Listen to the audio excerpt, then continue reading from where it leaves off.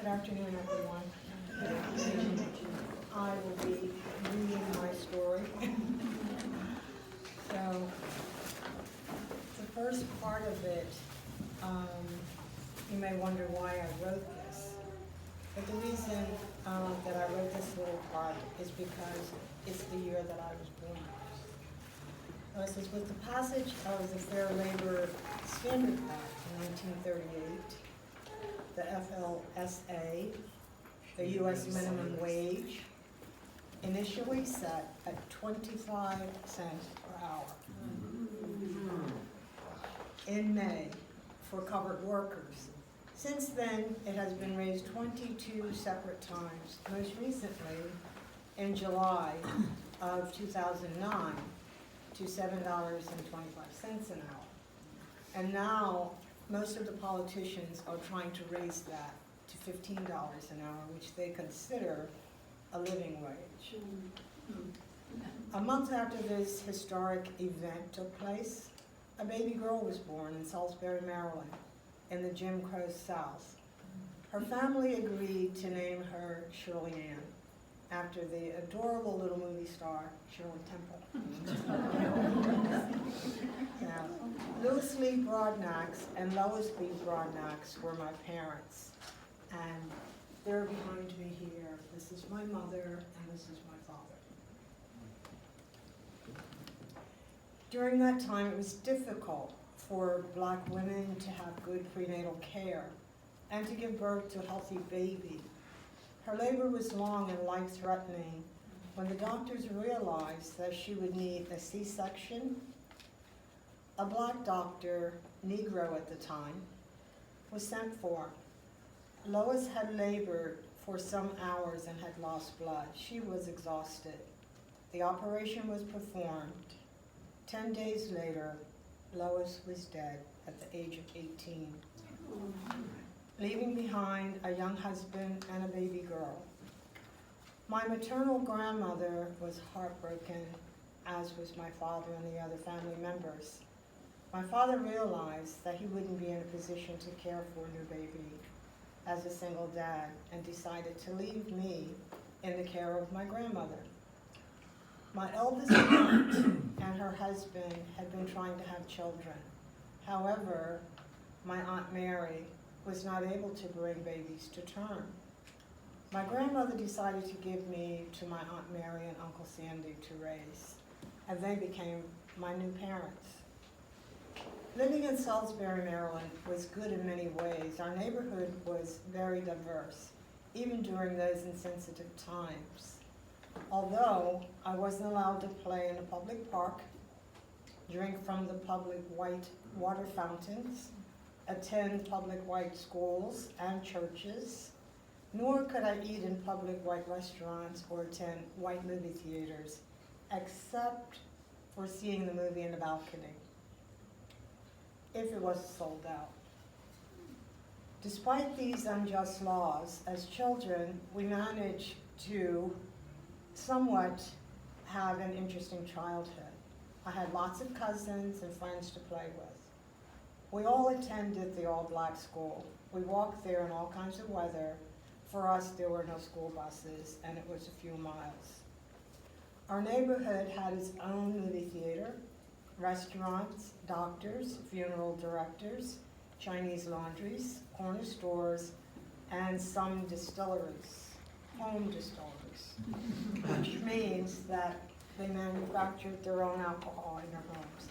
And I believe my mother referred to it as white lightning. My stepfather was a long-distance truck driver. He would often take Mother and I with him on his trips up north.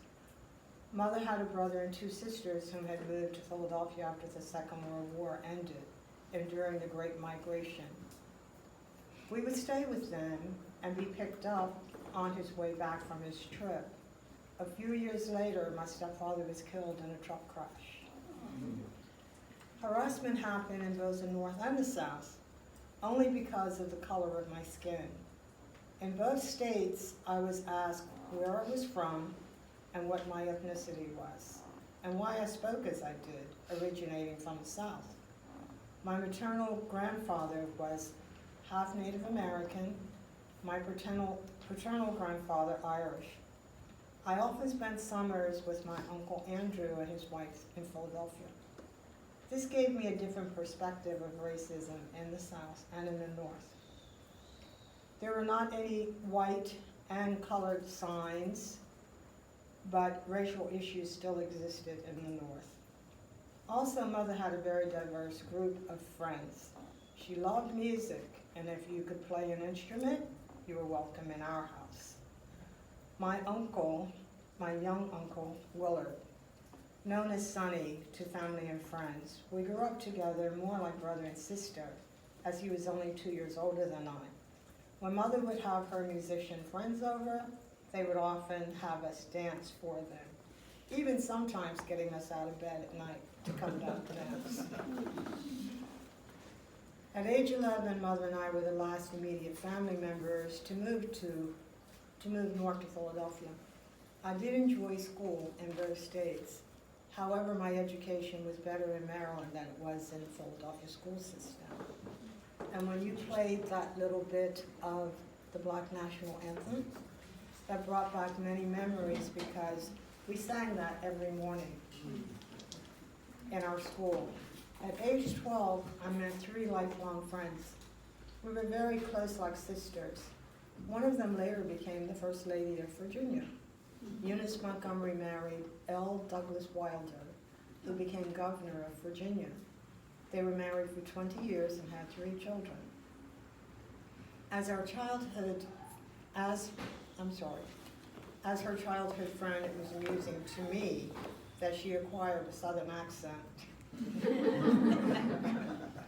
Some years later, after going to different schools, we went our separate ways. I became a wife and mother at an early age. I later enrolled in college when my youngest daughter, sitting right there, was in 3rd grade. It was a wonderful and rewarding experience and helped me to grow in many ways. As far as religion, my maternal grandfather was a Baptist minister. He passed away the year that I was born. I was told that he married my grandmother when he was 48. My grandmother was 17. She was his 3rd and last wife. He was widowed twice. From his 3 wives, he fathered 25 children. At age 12, I joined the Lutheran faith. I raised my daughters in the Lutheran faith. In 1978, we moved to Havertown. By then, my oldest daughter, Deborah, had left Penn State and moved to California and had a music career. My middle daughter, Cheryl, after graduating from Pratt in New York, she then modeled for some years. She now teaches fashion design at Jefferson University. My youngest daughter, Donna, is an artist, and you might want to speak to this man here. He's also an artist. During this time, we began to attend a church in Philadelphia, Unity Church of Christ. As the congregation grew, we decided to move to another location in Philadelphia. However, the minister and his wife decided to move to New Jersey. The congregation was not happy with this. We really felt let down. For a few years, I was without a church. In the late summer of 1998, a few years after I had located my father's family in Virginia and North Carolina, and discovered that I had brothers and sisters living there, and cousins and aunts and uncles. I was surfing through the TV channels. Back then there was not new shows in the summer, just reruns. I discovered programming on our local channel 2. I later found that I was watching 3 half-hour programs. One of the discussions was about interracial relationships. I stopped surfing and began to watch. My 3 daughters were all involved in interracial relationships, so I wanted to see what they were going to be talking about. As I listened, I kept hearing the name Bahá'í. I was so interested that I began to record the program.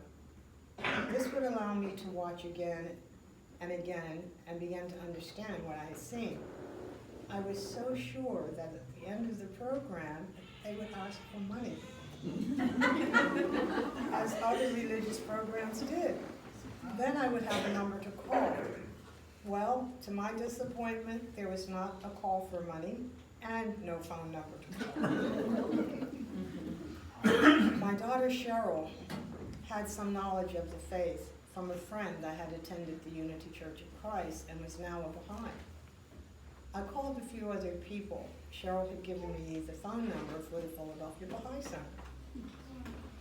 From another friend, I received a number for New York and Washington, D.C. Each location had an answering machine. After about 2 weeks, I received a call from New York. I was given the names of Homa Tavangar and Kathy Penn. I was told that Homa's number may not be viable, and I called it anyway. That was close to 9 o'clock at night. I left messages for both of them, more answering machines. When my phone rang, it was then close to 9:30. It was our dear Kathy Penn. We talked for a while. She asked if I would like to come for lunch or dinner. After waiting for 2 weeks, I said, lunch, please. Homa and the girls stopped by. She couldn't stay for long. The girls were young then, and she needed to get them home. I was with Kathy for more than 3 hours learning about the faith. My first introduction to others in the faith was at a fireside hosted by Homa's brother-in-law, Jahan Tavangar, and his wife. His parents were there, Dr. and Mrs. Tavangar. His brother and wife from the Gambia. Beiruz, Homa's husband, was the third brother that I met that night. I was asked to tell my story, the one about not being able to find the face. There were several other friends at the fireside. My next introduction was at a feast on September 8th, the Feast of Izzat. Homa Tavangar, Kathy Penn, and the former May Tavangar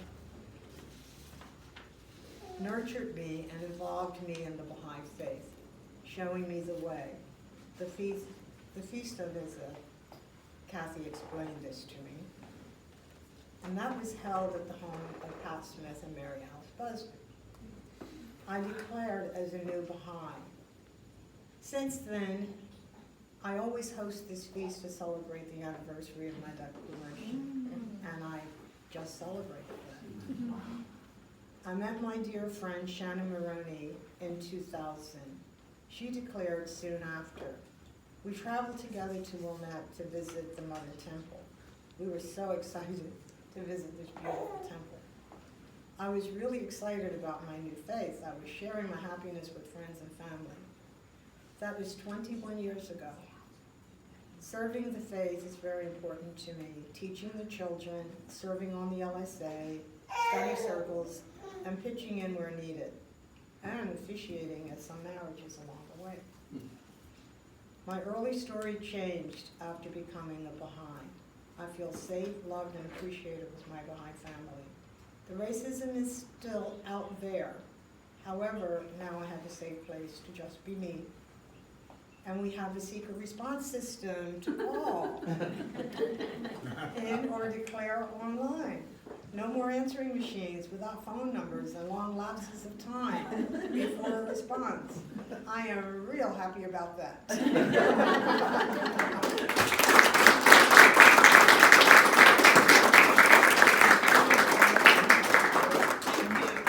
Now, this is my mother, which I refer to as my Aunt Mary. She's the one that raised me from the time I was an infant.